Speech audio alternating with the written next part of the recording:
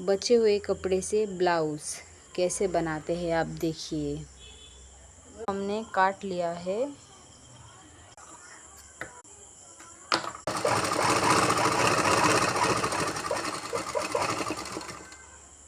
ये देखिए हमने आधा सिलाई कर दिया है ब्लाउज़ को।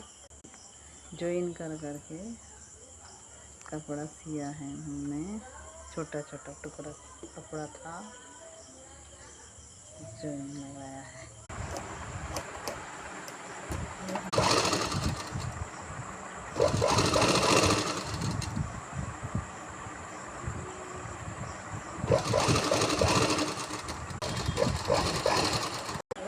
ये हो गया रेडी में हमारा ब्लाउज़, जो बस हमने रेडी किया है बचे हुए कपड़ों से।